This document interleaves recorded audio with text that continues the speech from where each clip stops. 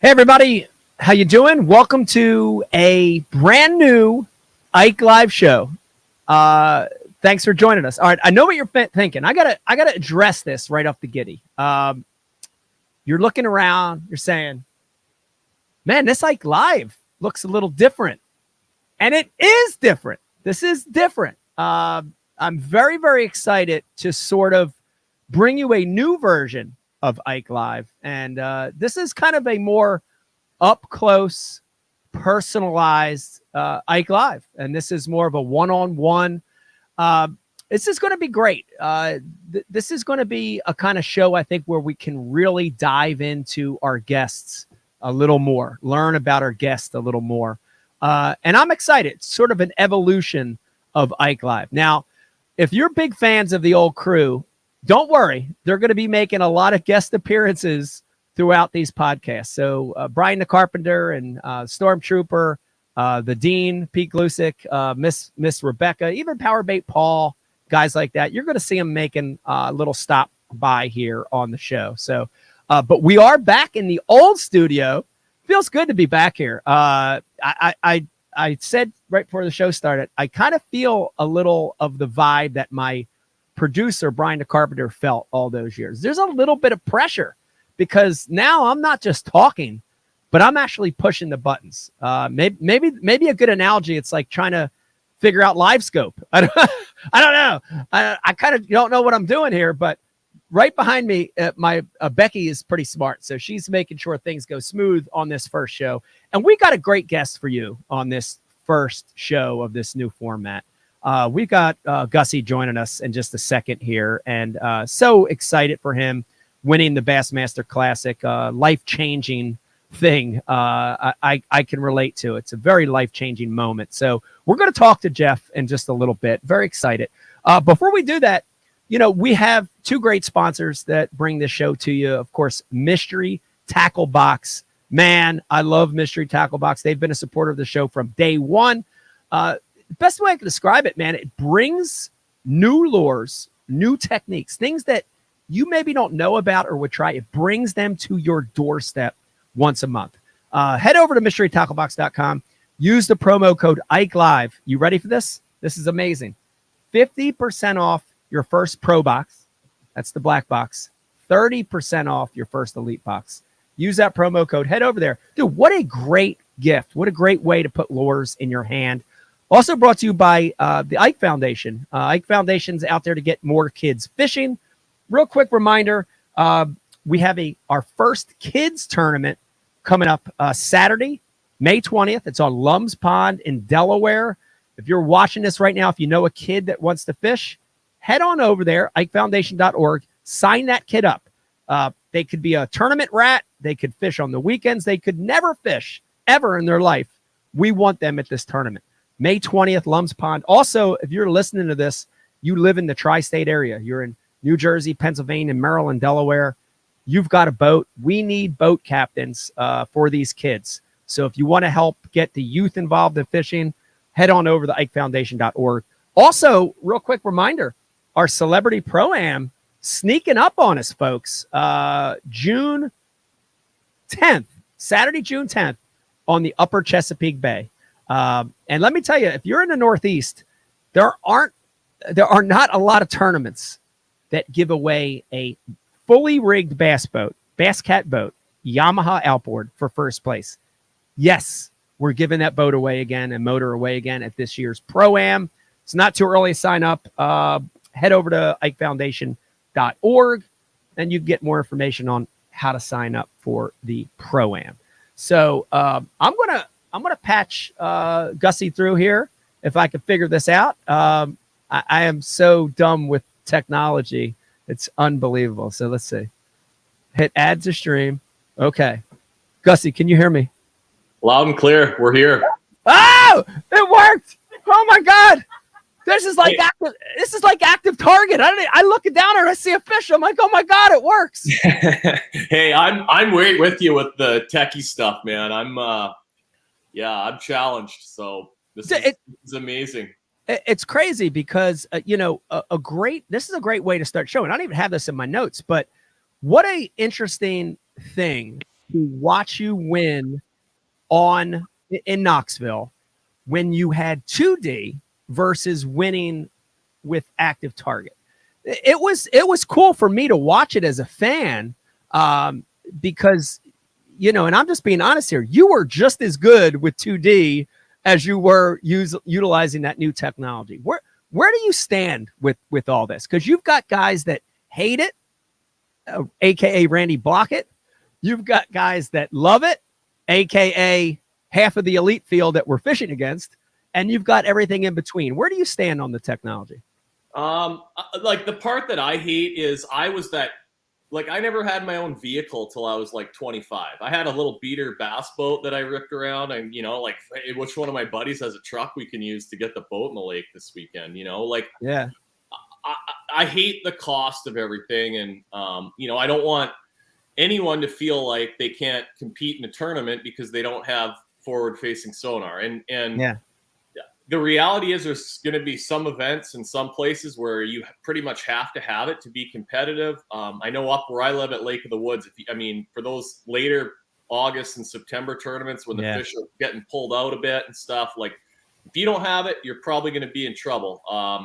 But that being said, the boat doesn't catch the fish. I mean, there's people, you know, like, I see people getting into bass fishing that like have the means and they're putting 5 screens on their boat. And it's like, it's crazy, dude, you got to learn how to catch some fish just like with a wacky rig before you worry about having 5 screens, you know? That's crazy to me. Is that mind blowing that you see these guys showing up to tournaments with that stuff?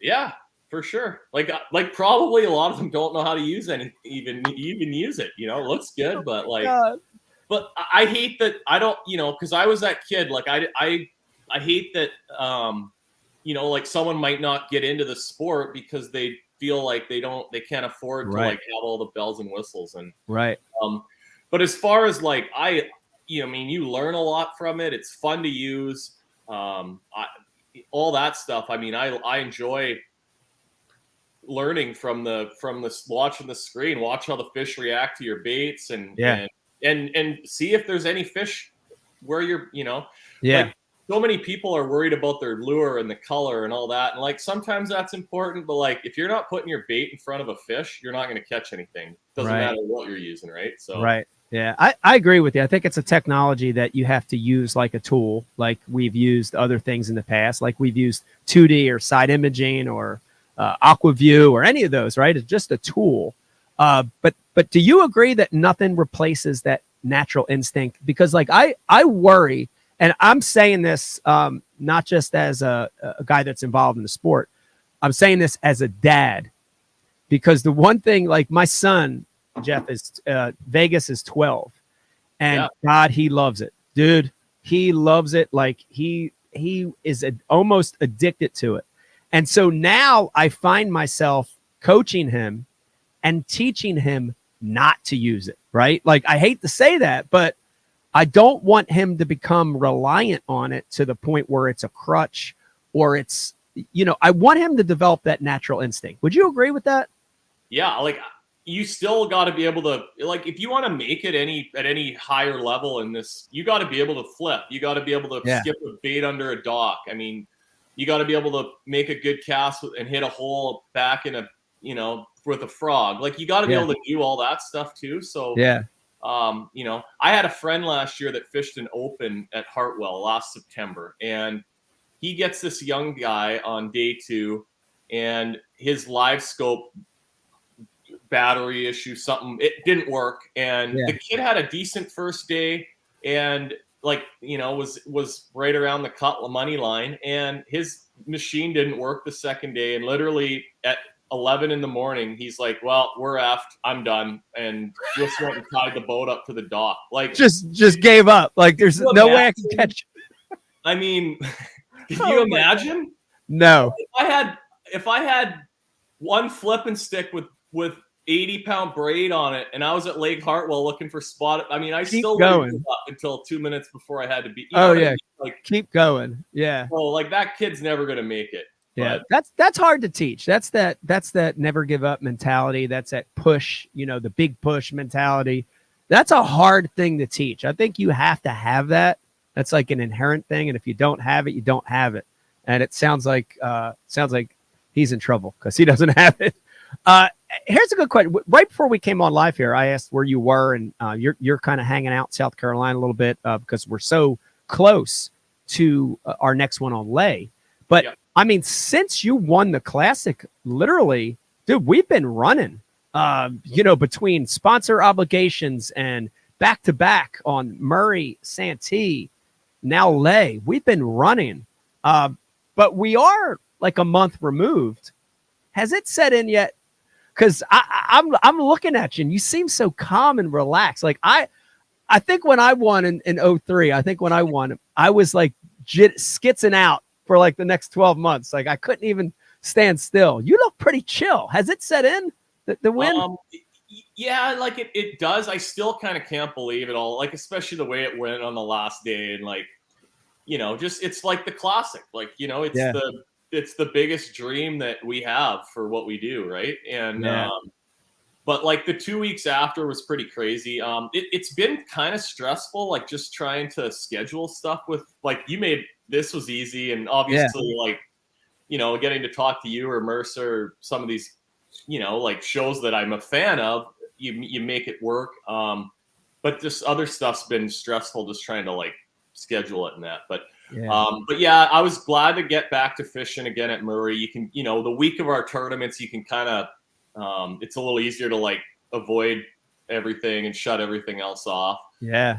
So that was good. And, now it's, I'm kind of jealous. Like you can tell me more, but my perception is like when you won, or even like in the 90s, like I think, the saying used to be like, it's worth $1 million if you win the Classic. And I know I'm not going to see $1 million this year, but like, was it just like a crazy number of appearances and you make money from like, how did that all go for you?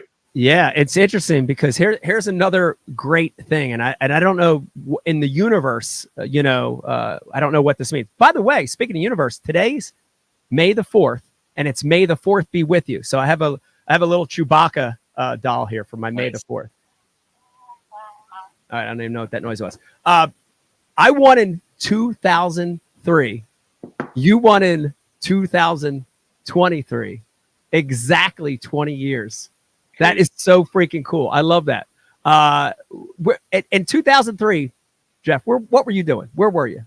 I was fishing every day that I could up at Lake of the Woods, and that was around the time when you came up there and fished with a number of my friends. And, great times. Times. I was a big fan. I mean, I'd followed all the tournaments. I still have your win on a VHS tape somewhere in my parents' basement. And I was living. My life revolved around bass, and we have some really good tournaments up there in the summer. That's how I kind of got my passion and bug for it. Yeah. It was 10 years later before I crossed the border to like come and try and make it on here. That's awesome. You were grinding as a young man when I won the Classic. I love to hear those stories. Dude, it is a life-changing event. And here's what I'll tell you. And when I won, like I could feel like, I woke up the next morning and I could feel that my life was going to be different. Like, I don't know a great way to explain it, but I just knew, I was in a little different position because when I won in 2003, my life was in the shitter. Seriously. Your life right now is great. You have a loving spouse and you have families and friend support. And I had family and friend support, but my personal life was in the shitter. So I was in a different place personally, but you feel that you have this chance to do something big. And, so like literally on the drive home a few days later, I got to drive home with a good friend of mine, John McGraw, and then Pete Glusick, who Pete from Bass University.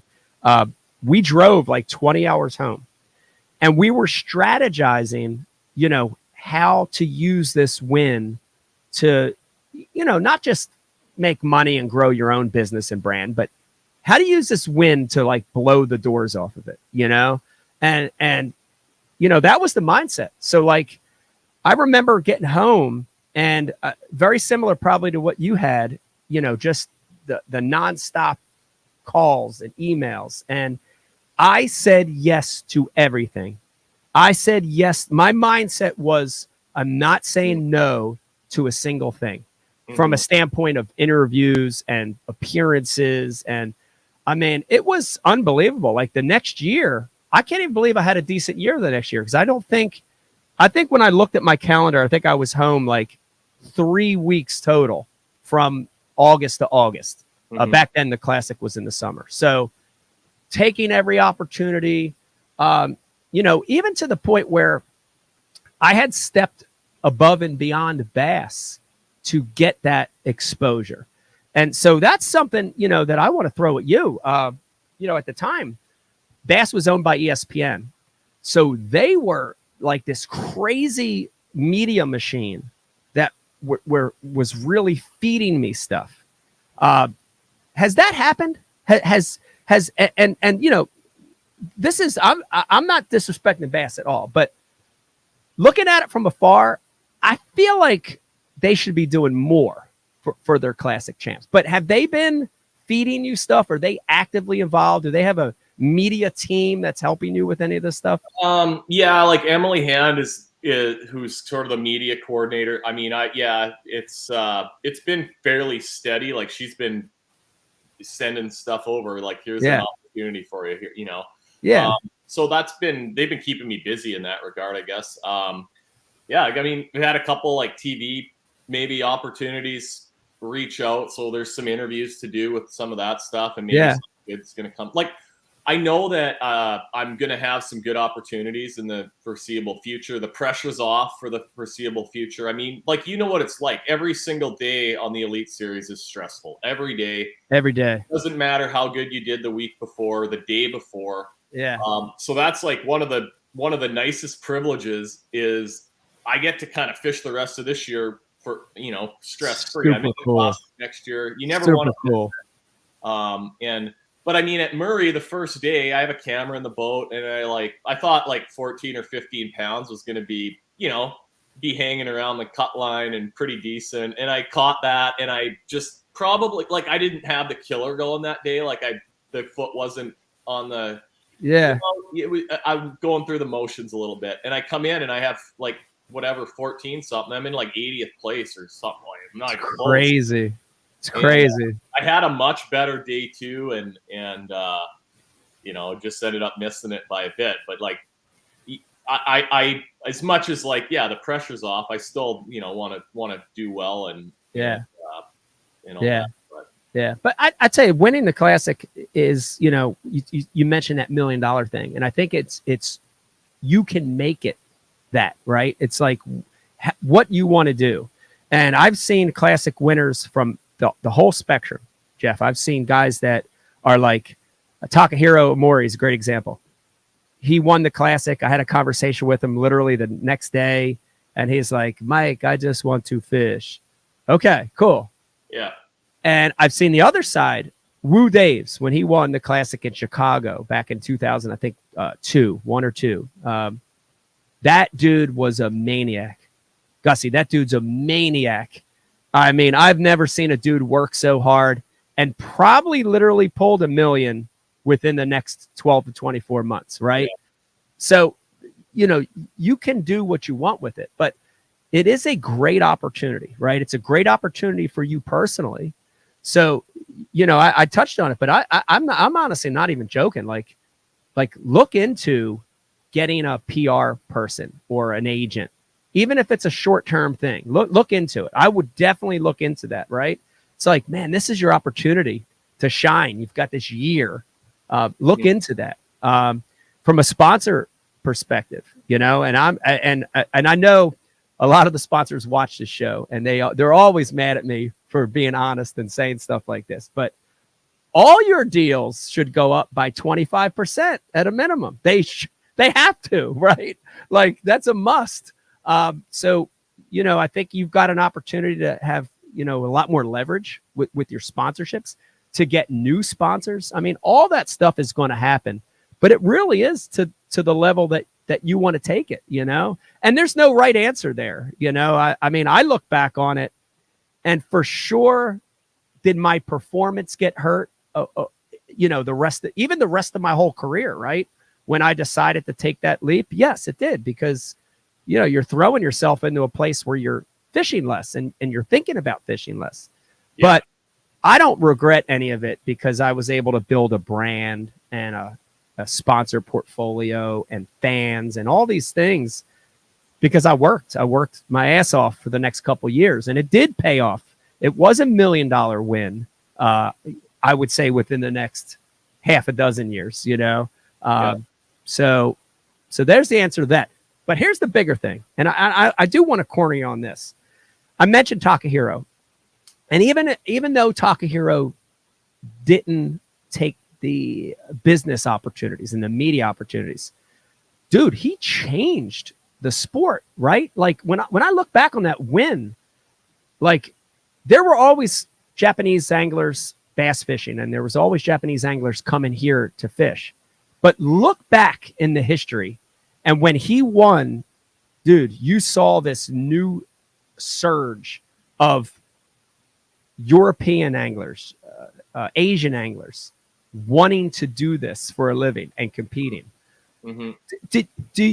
I mean, have you come to grips with, you know, you're the first Canadian to win the Classic. Like, you're going to change the world a little bit in fishing. That's going to happen. Like, whether you know it or not. I know it sounds like a lot of pressure, but you've changed the world. Like, we're going to look back in 10 or 15 years and say, man, look at all these Canadians fishing the tour. It's because of Gussy's win. It's going to happen. Has that sunk in? That's kind of a cool thing. Yeah, I mean, like the one thing that happens, like, so if Chris or Corey and I, you know, we've been doing it for quite a few years. I mean, those guys are super good. If one of us even does well in an elite event, I mean, the noise is incredible. Like, we hear it from everybody.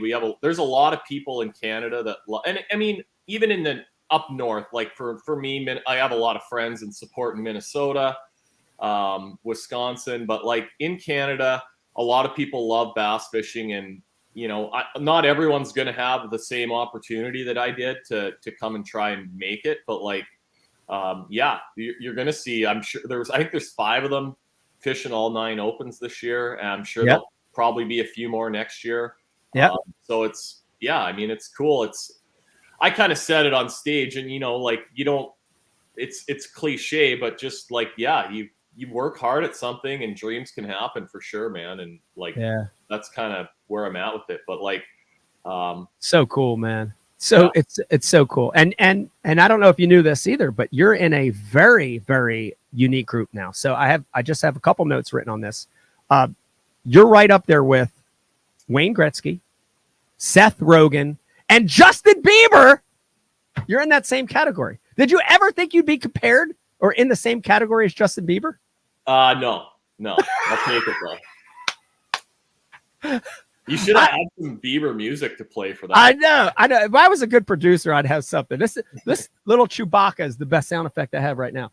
That's a good group to be in, though, because like when I won the Classic, they had me as one of the most hated athletes in the world. Yeah. And I was with terrible guys. I can't remember the football player's name that, you know, was fighting the dogs and killing dogs. I was with bad dudes. You're with great people. Like, they put me with all the derelicts. That's not cool, man. You know? Yeah.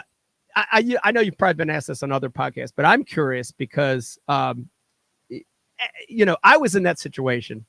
And a lot of times, you know, when you get a big paycheck like that, any big purchases, anything like outrageous, like I've talked to some Classic champs and they literally went right out and bought like a house or a car or something. Anything crazy like that?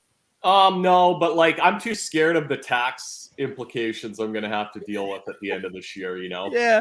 But no, we've been sort of planning to we live in like one of the smallest houses in Canada. So we've been planning to do a little, add-on and reno on our house. So, that's sort of probably the main thing, but no, I mean, we're hanging out in Charleston this week. I'm very lucky. Like Shelby, my wife, gets to travel with. She comes to most of the events. Has a pretty flexible job, so we're staying in probably nicer places than we would have a couple years ago, I guess. Yeah. But that's awesome. Yeah. That's awesome. And you gotta be careful. I think, some of the guys, I look at some of the classic winners and they were sort of, they didn't manage their money and they weren't worried. And it's good to have that, safety feeling there, It's a lot of money, but it's like you're not retiring on it or anything. Right. Right. How winnings are it's kind of easy come, easy go. And we'll put some of it to good use. And like I say, it takes the pressure off for the foreseeable future. So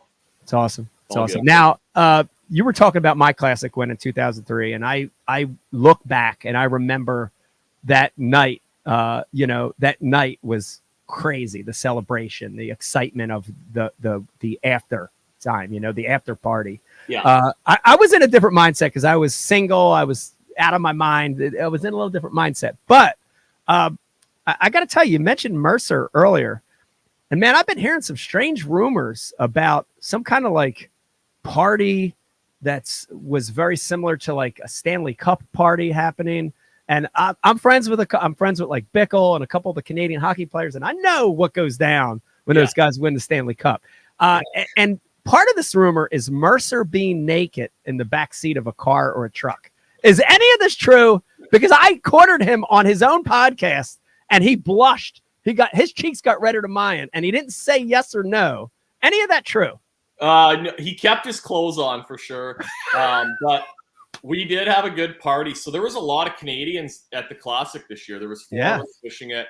And I did not know this till the next day. By the time we ended up at this place, it was 11 or midnight. I mean, I was feeling no pain, but they had this big 5-story building rented a couple blocks up from where we were all staying, and they called it the Canada House. So I thought we were just going to a bar, but we had a big entourage that went from the Champions Toast up the street to this place, and Mercer came to that for a little bit, and he was part of the celebrations, but he kept it pretty.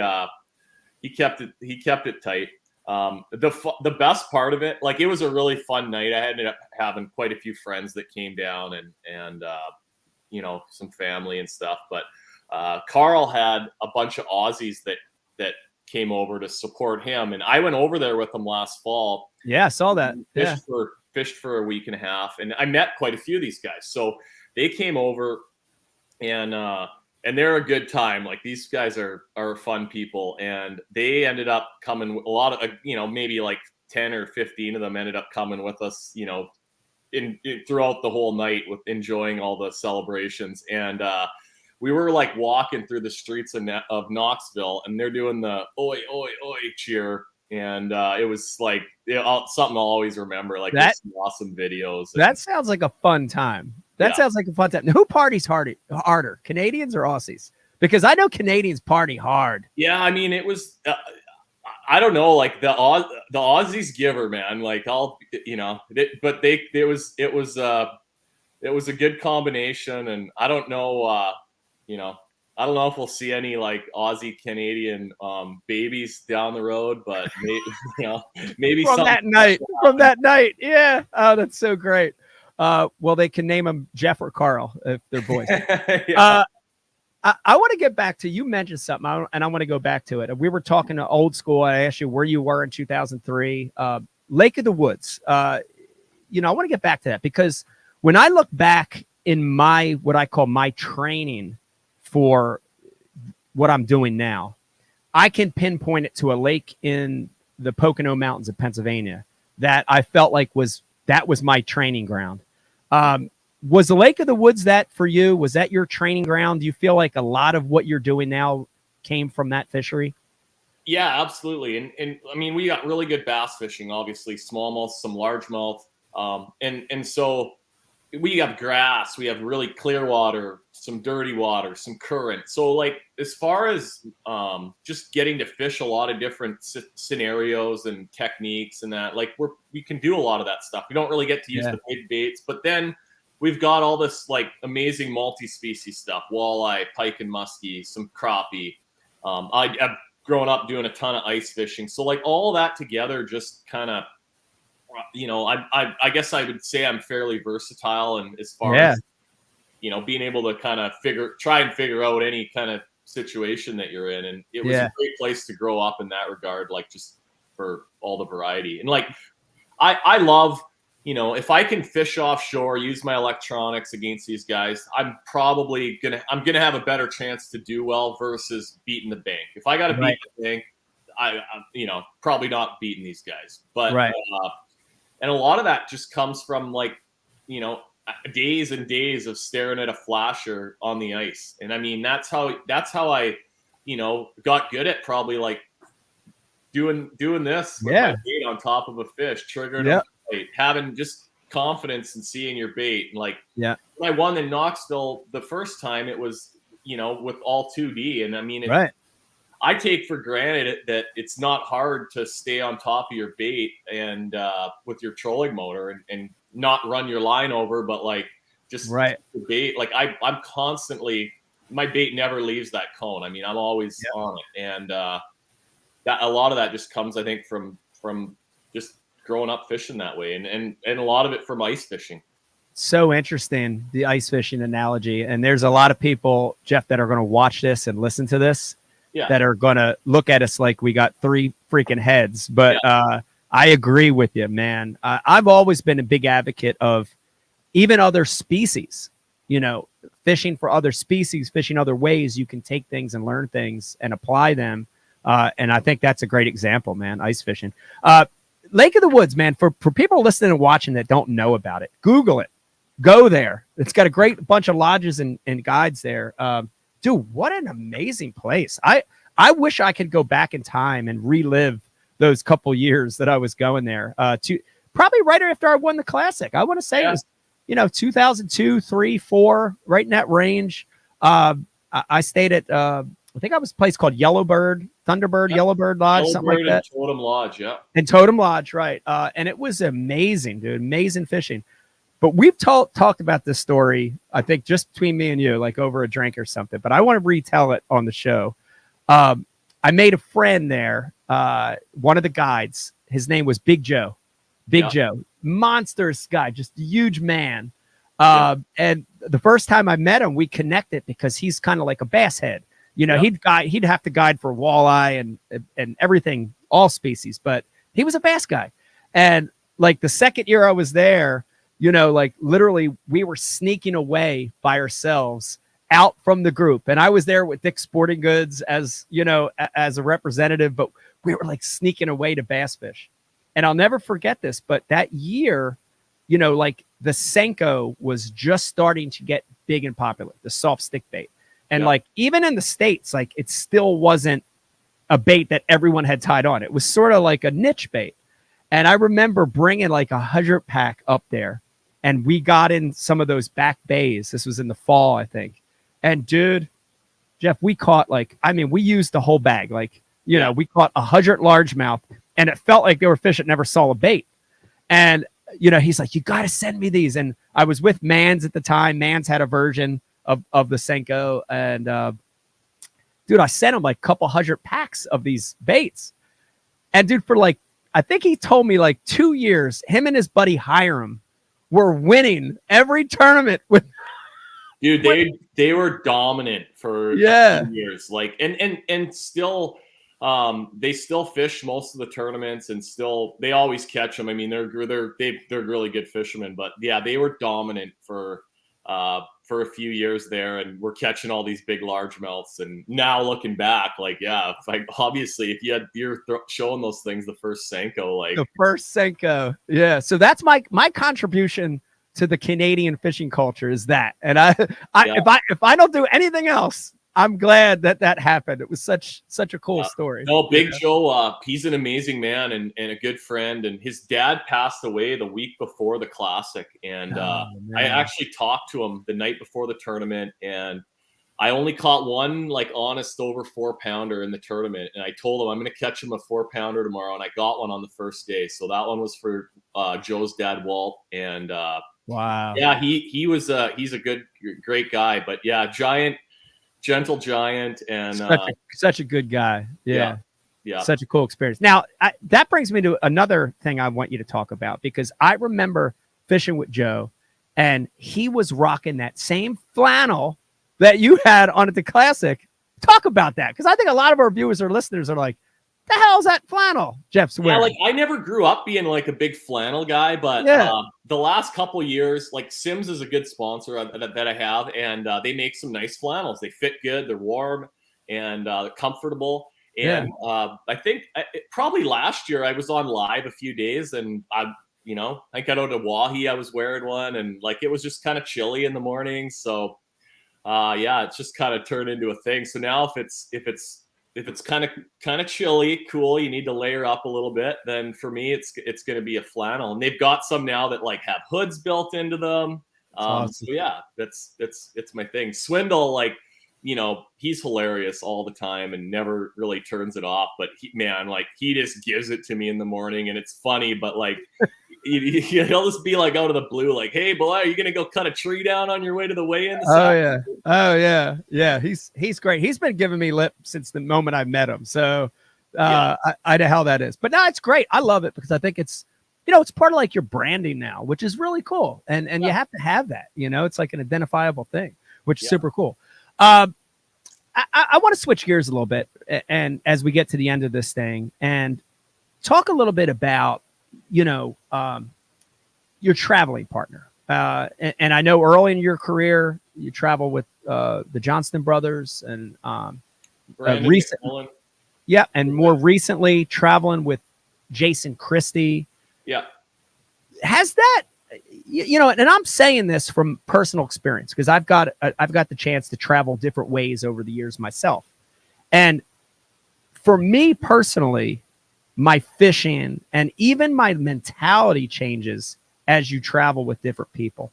Did that happen, or is that happening with you now traveling with Jason? And talk a little bit about that. Yeah. So it's gotta be different traveling with Jason versus traveling with the Johnston brothers, especially when they were a little more crazy a couple years ago, Yeah, no, my first few years on the Elite Series, it was with the Johnstons, Chris Groh, and Fider. And then crazy.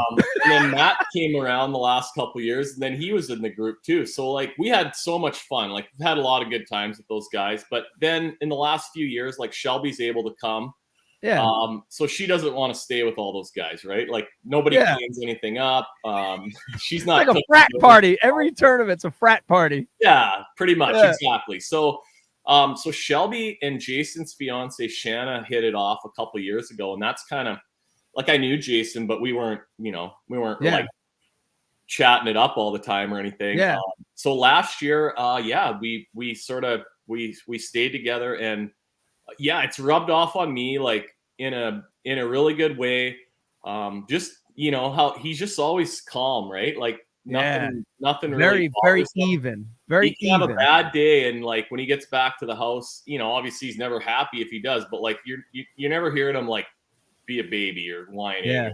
And then like around this time last year, we spent a week at their place between Fork and Pickwick. So we fished a couple days, and I mean, I've got to fish with a lot of these guys, and the one thing that like you pick up is it's not secret lures, it's not sneaky stuff. Most of the time, it's do things the right way, like just make good casts. Be quiet in the boat. Like a lot of the simple things, those guys like him just do all that, make it look easy. And I think it's rubbed off on me just because he's easy to be around, and we've got to be really good friends. And we have a good time. Like I look forward to we're back at it again next week, and we're very lucky. Like Shelby and Shanna, like we usually get a pretty good dinner at night when we get in, and that's important. That's important. Yeah, it's been a lot of fun, and all good. Yeah. Has he rubbed off too on the mental side? Like, because I know when I was traveling with like John Cruz and Ish Monroe, those guys were dominant sight fishermen and shallow water flippers and froggers. And they rubbed off on me because I had those same opportunities to fun fish with them. But they, guys have also rubbed off on me like mentally, taking pieces of their mental strategy. has that happened with Jason and even like to the next level? Like this might be a strange question, but did that in a way help you maybe win the Classic? Was your mentality different? Like if you were traveling with the Motley Crew, yeah, do you win the Classic this year? Yeah, maybe not. I mean, that's what I mean. Like the mental side of it is where, yeah, just because he's calm and like on the third morning of the Classic, he was around 10th place, 8th place. Like he was tied up at the dock in the morning. Yeah. And like, you know, it was crazy. And I needed to like get away a little bit. And everybody's intimidated by Jason, and they shouldn't be, but they are. And I ended up walking down and just sort of jumped in his boat for a few minutes because I knew that no one's going to like come in between him and I and Yeah. try and like get another interview or do whatever. And it was just, you know, he didn't have to tell me anything. I mean, I knew it was just, you know, he's easy to be around, and and that's kind of what rubs off. But yeah, that's awesome. That's awesome. Well, I think it's working because both you guys are doing really, really good. All right, Gussy, we're gonna play a little game. We got to end on something funny here. I'm going to give you. Let's see. I'm going to give you about 6 or 7 terms, and I have the correct definition, and you just got to tell me what they mean. Okay. Yeah. And for a lot of our listeners, remember, a lot of our listeners, dude, they're freaking derelicts like me, living in all over the country and cities, and they're no good, just like me. Here we go in no particular order, and these are all Canadian slang terms, and you have to tell me the definition. All right, first one's going to be super easy. Moping. What the heck is moping? So, yeah, that drives people nuts, but that's what I call no one in Canada nor calls it a Demiki rig. Like we just, right. I'm not calling it that, but I know I say it sometimes because people know what I mean. But the late Ron Linder, those guys kind of were part of developing that hanging a jerk shad above fish, walleyes, and smallmouths that you see on your sonar. And Ron started calling it moping because you're kind of like this, looking at your screen. And that's where that came from. That's a good one. All right. Next one. Chesterfield. Yeah. So that's like your grandma's old beat up dusty couch in the basement. I have one of them. I actually have one, and I'm looking at one in the other part of the studio right here. We have a Chesterfield. It's funny. When I wrote that one down, I thought it was like a pack of cigarettes. I'm like, yeah, Chesterfields. Like, yeah, guys still smoke Chesterfields. Yeah. But it's a couch. It's not. Yeah. All right. That was easy. All right.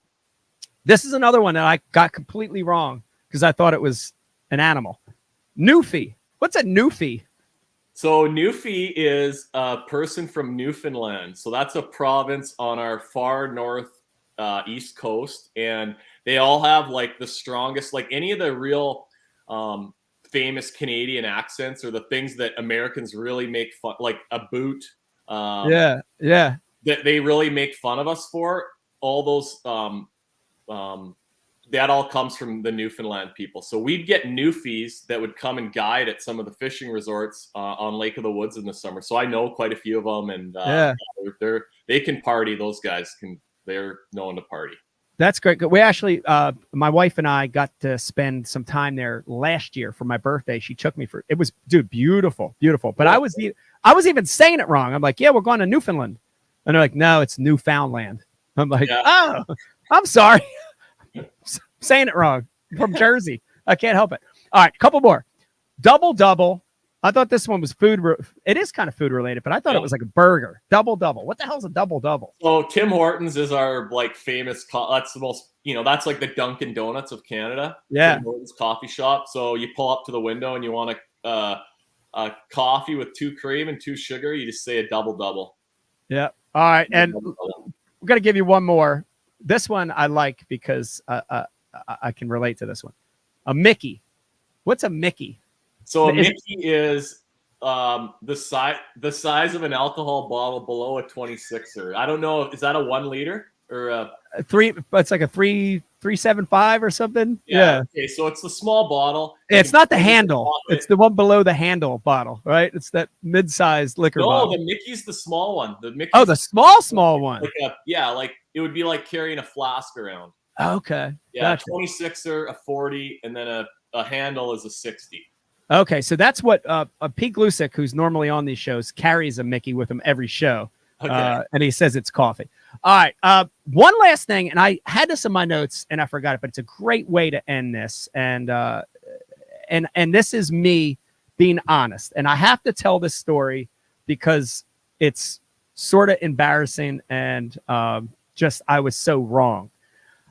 This is the morning of the first day of the Classic, Jeff, okay? And Becky and I are in Knoxville. We're sitting down. We found a little creperie shop, coffee creperie shop that opened up. We sat down, and you guys haven't even started yet. And Beck's like, "Who do you think's going to win?" And we're like looking at the list of names, and I've got my paper, and I'm like looking down the list, and and I'm looking at it, and I'm like, and I haven't made a decision. And Becky's like, hey, Gussy's going to have a good chance to win. He won here before. He's going to have a good chance to win. And I'm like, I swear, this is exactly what I said. I'm like, listen, Beck, there's no way in hell Gussy's going to win, because when you win at a place and you give it away, you can never do that again. I'm like, he's not going to win. I'm like, he's going to want to do that. That shit's going to be so beat up. There's no way. And and later that day, I was live on that deal that Bowman does. And sure enough, dude, I'm watching as you're jacking him, and I had to eat my words. I told the story on that live too, and I apologize for doubting you, Jeff. For doubting you, did a great job. But it's amazing. It's just amazing to me that you beat the odds, and you won the Bassmaster Classic, and you're a Classic champ, dude. And man, it's such a great honor, and I think you're going to be a great champ. And very proud of you. Very proud of you for winning that tournament, man. No, thanks, man. A lot of little things kind of went my way, and you know how that anytime you win, that's got to happen. But tell Becky thanks for picking me. Appreciate she's in the good books now. Yeah, and but put her on the good side. Yeah. Congrats on the Hall of Fame thing too, man. Thank you. That's huge. Yep. Thank you. It feels good. Feels good in a good group there, and very, very humbled by that. But Jeff, thanks for coming on, dude. This was great. You're a special guest. When I look back in the 30 years, hopefully, of this show, we were already 10 in, so I can make another 20. This is an important show because you are the first one on this new format. I had so much fun with you today. Thanks for coming on the show. And here's the other thing. I'm going to see you in like 3 or 4 days. I'm going to see you at Lay Lake. So safe travels, and we'll see you over there. Okay, take care, guys. Thanks again for having me. Thanks, Gussy. We'll see you. There you have it, everybody. What a great champion. I kind of was trying to corner him on the importance of what has happened in his life, and I think he's going to be a great champion. Winning the Classic, man, is a life changer, and he's going to change people's lives, whether he knows it or not. And that's a really cool thing, man.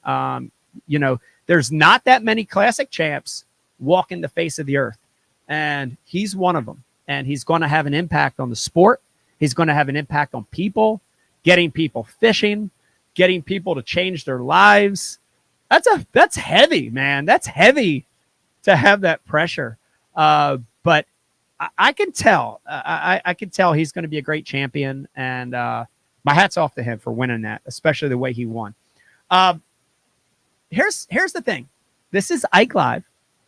This is a new format, but it's the same old show. And we're going to be posting these, and we want to hear feedback. We want to hear your comments. Please comment on these shows. Please leave us messaging. It's really going to help us as we progress in this new format. And even to the point where we're going to use your ideas and maybe even bring you into a show. So leave comments, leave a way to get a hold of you, and we're going to use that. Now, remember what I said. Mystery Tackle Box, great product. Sponsor the show day one. Use the promo code Ike Live, and you're going to get 50% off your first Pro Box, 30% off your first Elite Box. And even though the format of the show has changed, the one thing that has not is this is the only show that does a live unboxing. We're going to do it right now. Look at this. You heard me say it before. That seal. Dude, when this box comes to the house, my favorite thing is, you're excited because it's like Christmas and you're like, yeah. And you take the box off the front step and here's this, what is in this box? It's like this magical moment, but it all comes together when you hear this sound. Okay, listen, ready? That's right. You hear that? That's the seal breaking. I love that sound. And then the pop of the box. But we're going to open a box. I want to show you a couple things that are in here that catch my eye. And this is the great thing about this box is gets a lot of new things in your hands. Okay, so we've got hard baits, soft baits. We've got hooks in here. We've got oh man, we got so much stuff.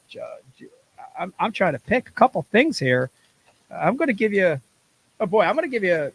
Let's see. I'm going to give you two things here. I'm going to focus on two things, but I'll show you some of the other stuff. These boxes are loaded. We've got X Zone crawls. We've got Grande Bass creatures. We've got Carl's June bug worms. Oh my gosh, has there ever been a better color than a June bug trick worm, finesse worm? We've got hooks. We've got a clown colored jerk bait. We've got a slash bait. We've got a shallow diving square bill, chartreuse, blackback. Come on, dirty watercolor, great. But here's the two I really like, and I want to show you. This is a bait by Weston. That's a Whopper Plopper style bait, but it has two props in the back instead of one. So this is cool. Like, this is one that I'll put in my box. I can imagine a different sound, a different action. Everybody's throwing a Whopper Plopper with one prop. Now you've got two. I like that. And then we've got the Fish Hoey lures. I like the name, Fish Hoey. I like Fish Hose. Got one sitting behind me right now. We've got. You didn't think this show was going to get any less controversial. We've got this crawl that's very interesting. Two things. The color, it's almost like a light purple, almost like cinnamon brown. But what I like about it is big crawl body, little thin arms. So a lot of times you see a fat body with fat arms or a small crawl with little arms. Here's a big body with little arms, and that's a Fish Hoey Lures crawl. Another one that I'd like to try out. So good representation of what's in those MTB boxes. Go to mysterytacklebox.com. Use that promo code IkeLive, and you're going to get 30% off the Elite, 50% off the Pro Box. It's a great deal. Guys, I hope you enjoyed this episode of Ike Live. I hope you like this new format, getting a little bit up close and personal with these guys. And we had Gussy on, a great champion. Also, don't forget to go over to the IkeFoundation.org. We got a kids tournament coming up on May 20th. Also have our Celebrity Pro-Am coming up on June 10th. Head over there and check that out. Help get kids fishing. Hope you enjoyed it. We've got a great one coming up next. Mark Menendez joining us in the next Ike Live podcast. And let's have the co-producer come in here and say hello and goodbye all at the same time. So I hope you enjoyed it. We got a lot more coming. Brand new Ike Live. We'll see you soon. Bye. Hit this right here. Hit this. Hit this.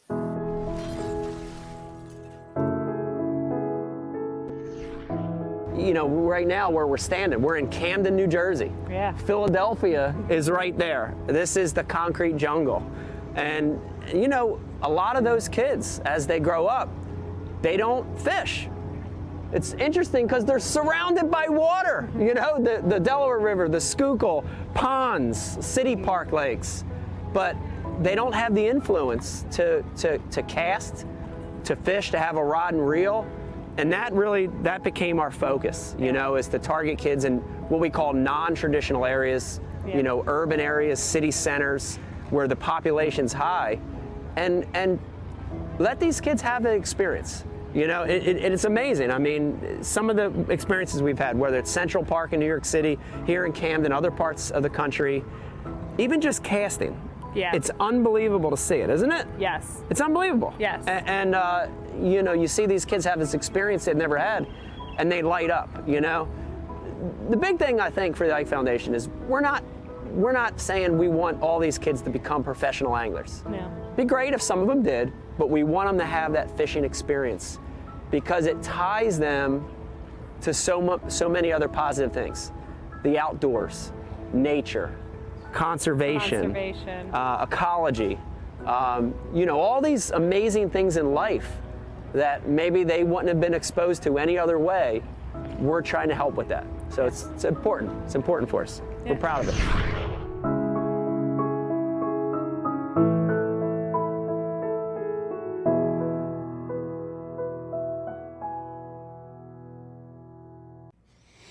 Four and a half inch drop shot worm, Bama bug. Finesse jig, PB&J, give me something hard. Hey, KVD here. Now, I didn't always know this much about fishing. 4-aught EWG worm hook. In fact, there was a time when I couldn't tell the difference between a jerkbait and a stickbait. But then I signed up for Mystery Tackle Box, the original monthly tackle subscription. And now I know more about fishing than I do about calculus. And he knows a lot about calculus. Plus, I get amazing extras like free fishing magazines. October 2016. Featured article, 4 places to throw a frog. Exclusive decals. Zombie bass. And how-to videos for all the great baits I receive. How to tune a crankbait. Is that underwater footage I smell? I got goosebumps. So if you're looking to develop enhanced fishing abilities like me, or you just like getting new tackle every month, go to mysterytacklebox.com and get your box today.